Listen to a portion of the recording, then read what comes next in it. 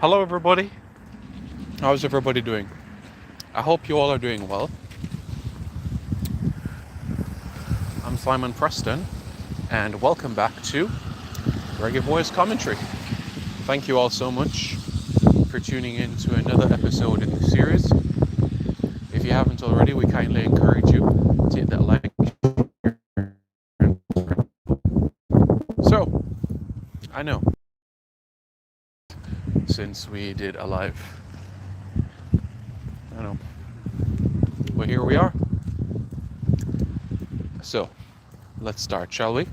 First of all, a very massive congratulations to Richard King. Richard King for winning the Scottish League Cup title, becoming the first Jamaican to win this since 2023, since Kemaru for Rangers. In addition to that, massive as well, congratulations as well to Khadija Bunishaw for surpassing 100 goals in all competitions. That in itself is fantastic. Tuffy Ruddy, how are you doing, sir? Hope you're doing well. So,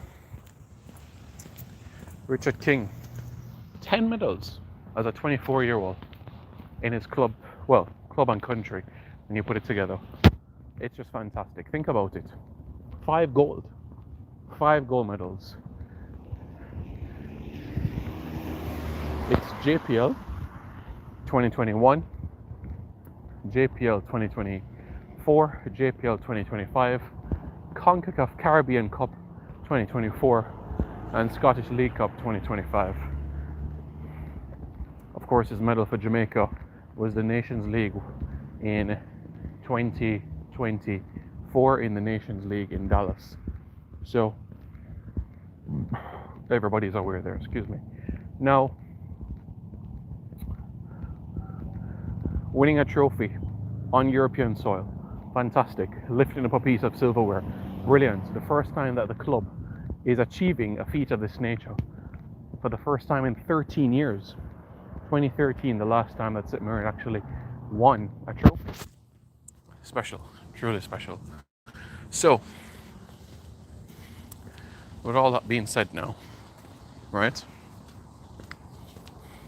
What would be next? Well,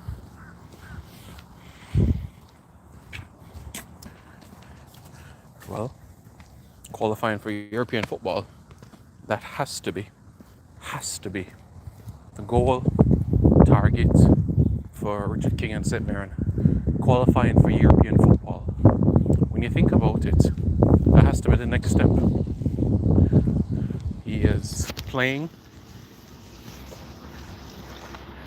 in the Scottish Premiership. Cool. Brilliant. Gaining exposure. His debut was against Celtic and he won the title against Celtic. So that's just amazing, you know? So, finishing highly in the league and qualifying for European football. Whether it's Champions League or Europa League football, being able to accomplish this feat would be special. Oh, great to see those folks in the comments as well. Tuffy Ruddy, Jack DeBala, Tyrone Williams, Gregory Allen. Enough love and respect to everybody for tuning in. I appreciate that very much so. I'm sure everybody would have seen that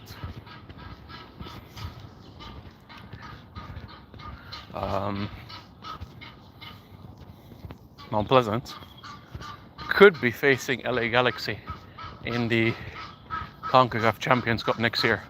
So you know what that means? It means you could have Marco Royce in Jamaica. It means that you could have Maya Yoshida in Jamaica. So potentially you're looking at it as the third year in a row that an MLS team could be on Jamaican soil. 2024, it was FC Cincinnati. 2025, Inter Miami. And of course, 2026 could be LA Galaxy or San Miguelito of Panama. Let's see. But still, momentous day it will be for the Caribbean Cup champions. And of course, credit to Coach Sarah Whitmore as well for being part of history, being the first coach to win the CFU Caribbean Cup and conquer Caribbean Cup as a coach. With Jamaica, he was the assistant in 2008 and head coach 2010, while 2025 head coach Mount Pleasant. So yeah, so this is what I would say. So that is what I would say there. Garfield Sinclair said, what am I going to do about the field? The field is not something that is an overnight fix. You spell the word F-I-L-E-D, filed. I'm not sure Garfield Sinclair. Process, spelling is very important. Conveying a message. Trent Boring says, blessings, Simon. Blessings. Blessings. How are you doing? Hope you're doing well. So, a new year is upon us. And a big year. Very, very big year ahead. We have in March the playoffs. Very important. Now we know exactly what it means for us. And the Reggae Girls, they get moving to second gear of World Cup. In relation specifically to the Reggae Girls, Jamaica has to finish at the top of the group in order to advance to the final round. Stay there. Now, Tuffy, already with your to MLS players and camps, right? Every club is different when it comes to pre-season training. But to answer your question, if it's outside of a FIFA window, then clubs can say no. They can.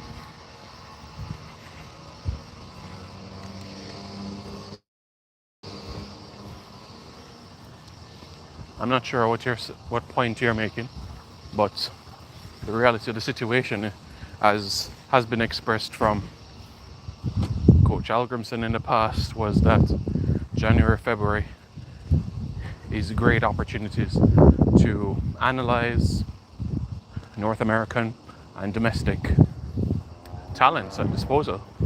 And we've seen that from 2023 onwards, where matches have been played in these time periods, or at least training. Trend Boring, I think it's fair to say that every single Jamaican from all across the globe will be watching the nations and seeing how Congo gets on and other African nations as well. It's a tournament that is always filled with surprises. Every African Cup of Nations, there's always a sensational run and one team where you back wait and see. And in that January time frame, what happens? Well, players come back to their clubs at the end of the African Cup of Nations. Some experience fatigue, some experience tightness, some also say they need 4 to 6 weeks to properly heal. All these things happen. So let's see how all of this happens, because I can tell you it's an international competition that always produces surprises. From Egypt to success in the early 2000s, to Zambia's triumph, to Senegal's run in the 2000s, it has always, competition that has always produced a level of surprise.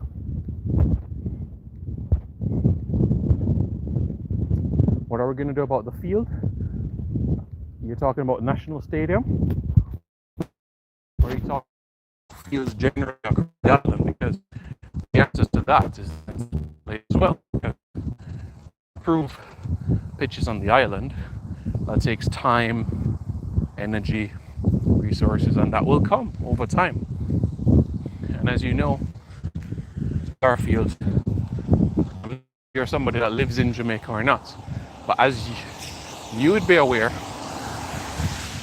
many fields across the island are multi-sport facilities and multi-sport pitches as well.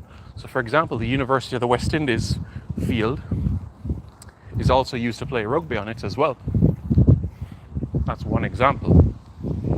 All right. So let's be straightforward. Jamaica, that will always be used in Jamaica. And when I mean economies of scale, you're always going to find situations where more than one sporting discipline is going to use a facility. So the National Indoor Sports Centre will always be used by basketball, netball, volleyball. So when it comes to the field of play now, there are emerging sports in Jamaica as well. Jamaica is number 8 in the world in lacrosse. Number 8 in the world in lacrosse. Jamaica's highest ranked men's sports team is in lacrosse, number 8 in the world. And guess what? Jamaica is hosting lacrosse next year. And it's going to take place on field. A field that you would say is normally used for football as well. So the point I'm making is this. Whatever scenario you want to paint, Jamaica plays 55 sports. 55 sports are played on the island of Jamaica. So whichever way you want to look at it, you're going to have sports and to share the same facility. And if we want to get to a stage where it should be specific to one sport, so we're going to say that this stadium is just football, this stadium is just for track and field, this stadium is just for cricket. It's going to mean further investment. It's going to mean different stakeholders being involved. Well, of course, the stadium is going to improve. We know we have a bid for the 2031 Women's World Cup, so it's promising. So that is how I answer that question. And as I always said to you, remember, Jamaica plays not just football, cricket and track and field. Jamaica plays 55 sports. Jamaica plays 55 sports. Jamaica is number 8 in the world in lacrosse, number 13 in the world in rugby league, number 24 in the world in rugby sevens. Remember all of that. So we're an island where the facilities that we have for specific sports will be utilized by more than one sporting discipline. And the reality is, that's how it will be for some sporting disciplines, especially the indoor sports like basketball, like volleyball, like netball.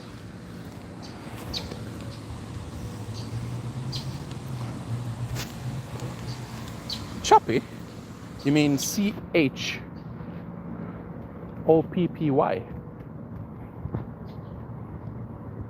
I remember. Sure, boring. 2006, 2008 AFCON. They won. Do you remember? They had a player that played at Wigan in Hull City. He went by the name of Amir Zaki. Amir Zaki scored goals for fun at Wigan. He had a couple of international performances, right? And you know what happened? he returned to the club Wigan. When they have a game on a Saturday, he returned the Friday or something like that. But Amir Zaki with Egypt, yeah, I remember. Very much so.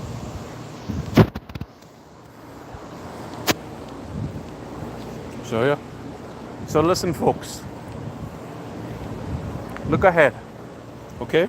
Look ahead. The future is bright. Okay?